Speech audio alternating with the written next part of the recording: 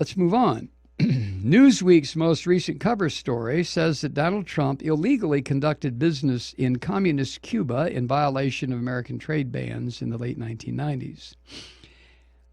It's an investigative report written by Kurt Eichenwald entitled, How Donald Trump's Company Violated the United States Embargo Against Cuba. About how Trump knowingly operated in violation of the law. Now, according to Salon, they went through this Newsweek article. Here's what they put out. Quote, a company controlled by Donald Trump secretly conducted business in Communist Cuba during Fidel Castro's presidency, despite strict American trade bans that made such undertakings illegal. According to interviews with former Trump executives, internal company records, and court filings. Documents show that the Trump company spent a minimum of $68,000 for its 1998 foray into Cuba at a time when the corporate expenditure of even a penny in the Caribbean country was prohibited without U.S. government approval. At the time, the article goes on, Americans traveling to Cuba had to receive specific U.S. government permission, which was only granted for extremely limited number of purposes, such as humanitarian efforts. Neither an American nor a company based in the United States could spend any cash in Cuba. Instead, a foreign charity or similar sponsoring entity needed to pay all expenses, including travel. That's where a shadowy consulting firm stepped in. Trump's company, formerly known as Trump Hotels and Casino Resorts, reportedly, according to Newsweek, funneled the cash for the Cuba trip through a U.S. consulting firm, Seven Arrows Investment and Development Corporation, which instructed senior officers with Trump's company how to make it appear legal by linking the expenditure after the fact to a charitable effort.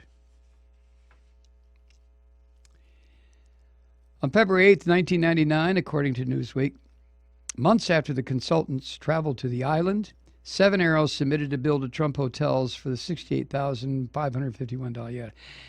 It had occurred prior to and including a trip to Cuba on behalf of Trump Hotels and Casino Resorts. Without obtaining a license from the Federal Office of Foreign Asset Control before the consultants went to Cuba, the undertaking by the Trump Organization would have been in violation of federal law. Now, why does that matter? In the first place, I think the embargo against Cuba was horse shit. I was never in favor of it, ever. As a matter of fact, our attitude toward Cuba, starting with Eisenhower, and certainly Kennedy, and all the way up until we got to Obama, Jimmy Carter tried, I guess, was just bullshit. It was big bullying Norteamericano against Cubanos who did nothing but want to live in their own country and be left the fuck alone. So I'm not in favor, and never was, of any Cuban embargo. But the point is, it was the law, and Trump doesn't give a shit about law. If he wants to do it, he'll fucking do it.